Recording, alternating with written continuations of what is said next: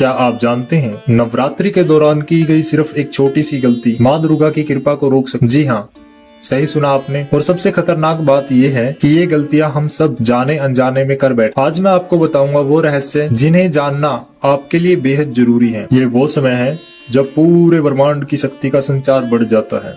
नवरात्रि सिर्फ व्रत और पूजा का त्योहार नहीं, माँ दुर्गा की कृपा का ये सबसे खास अवसर होता है। लेकिन कई बार लोग बिना सोचे बिना समझे ऐसी भूल कर देते हैं जिससे साधना अधूरी रह जाती है।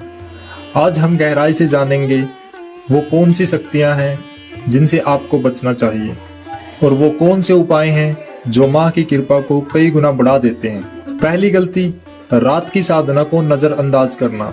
बहुत से लोग मान लेते हैं कि दिन में उपवास ही काफी है, लेकिन सच ये है कि देवी की असली साधना का समय रात का है, इसीलिए इसे नवरात्रि बोला जाता है। रात के 9 बजे से लेकर 12 बजे के बीच अगर केवल 5 मिनट भी आप दीपक जलाकर मंत्र जाप करेंगे तो उसका फल पूरे दिन भर में की गई भक्ति के बराबर होगा। सोचिए, जब पूरा घर शांति में हो और सिर्फ एक दीपक जल रहा हो, उस समय की भक्ति कितनी गहरी होगी। दूसरी सबसे बड़ी गलती ये करते हैं लोग कि वो केवल नवरात्रों में नव दुर्गा की ही पूजा करते हैं और अपनी कुलदेवी को भूल जाते हैं। जी हाँ, हर परिवार में एक कुलदेवी होती है जो उसके वंश की रक्षा करती हैं।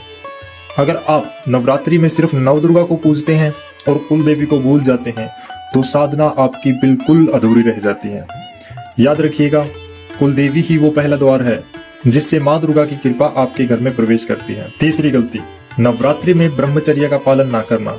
ये सिर्फ शारीरिक संयम की बात नहीं है, बल्कि मानसिक इंद्रिय संयम की साधना है।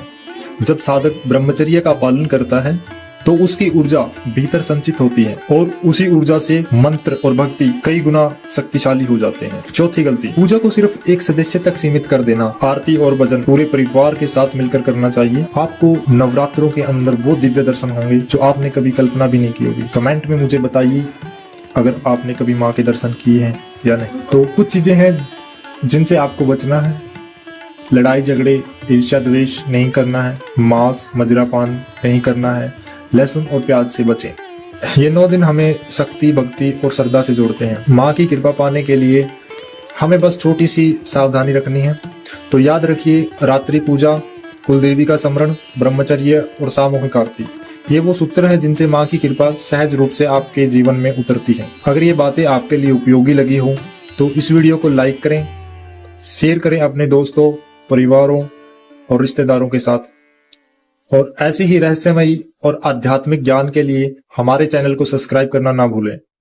धन्यवाद।